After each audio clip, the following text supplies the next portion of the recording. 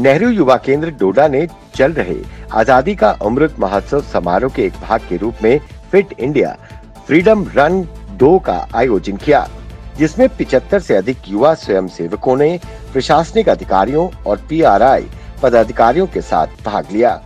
Rally को DC डोडा ने हरी झंडी दिखाकर रवाना किया। प्रतिभागियों ने बस स्टैंड और सर्कुलर रोड से गुजरने के बाद डाक बंगले में इसका समापन किया। दक्षिणी अनंतनाग जिले में वेरीनाग मार्शल आर्ट व आत्मरक्षा के 3 दिवसीय प्रशिक्षण शिविर का उद्घाटन वेरीनाग गार्डन में किया गया।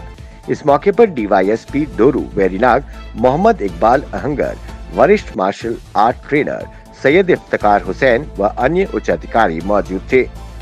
इस 3 दिवसीय प्रशिक्षण शिविर में बारामूला, बांदीपुरा, गांदरबल, शोपियां, अनंतनाग और वेरीनाग के मार्शल आर्ट क्लब्स ने भाग लिया। वहीं शिविर में प्रतिभागियों को अकोमोडेशन और फ्री ट्रैक सूट वितरित किए गए। दक्षिणी कश्मीर के जिला पुलवामा के अवंतीपुरा में शनिवार को नागबेरेन त्राल के ऊपरी इलाकों में सुरक्षा बलों ने मुठभेड़ के दौरान बड़ी कामयाबी हासिल की।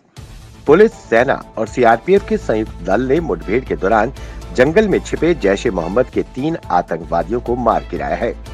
आतंकियों के मारे जाने के बाद सुरक्षा बलों ने जंगल में सर्च ऑपरेशन चलाया। मारे गए आतंकवादियों के शवों को अपने कब्जे में लेते हुए सुरक्षा बलों ने मुठभेड़ स्थल से हथियार और गोला बारूद भी बरामद किया गया है। फिलहाल आतंकवादियों की पहचान जाहिर नहीं की गई। पिछले 24 घंटों के भीतर अवंतीपुरा में ये दूसरी मुठभेड़ थी।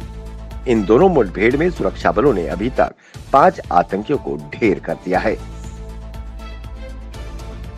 भारतीय सेना ने स्वास्थ्य विभाग के साथ कुपवाड़ा में समन्वय कर माछल तहसील के दूरदराज इलाकों में स्थित बकरवालों के लिए कोविड टीकाकरण अभियान चलाया।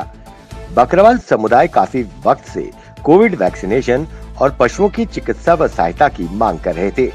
वहीं भारतीय सेना ने अपने आउटरीच प्रयासों में स्थानीय स्वास्थ्य अधिकारियों से संपर्क कर 50 बकरवालों को कोविड टीका लगाया।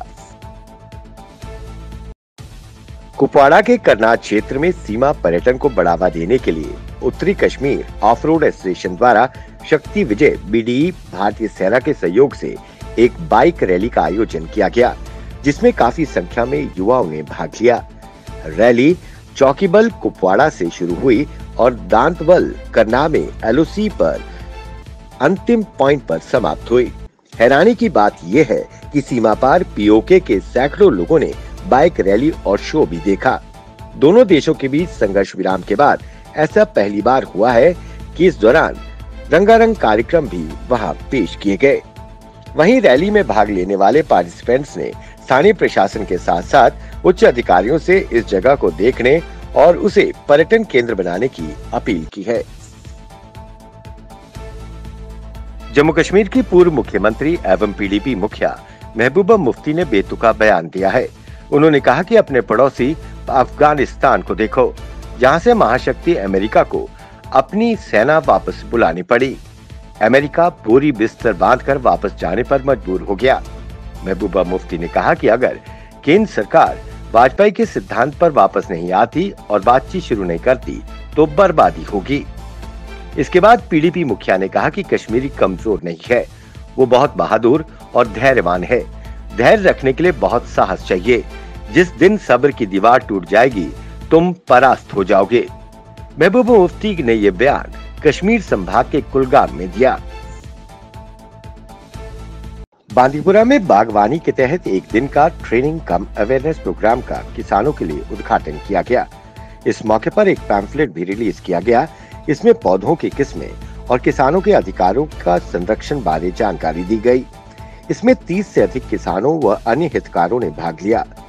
वहीं उन्होंने कहा कि जो किसान रजिस्टर्ड वेराइटीज का उपयोग कर रहे हैं, उन्हें ब्रांडेड बीज के तहत बिक्री को छोड़कर संरक्षित किस्म की कृषि उपज को बचाने, उपयोग करने, बोने, फिर से बोने, साझा करने और बेचने का अधिकार है।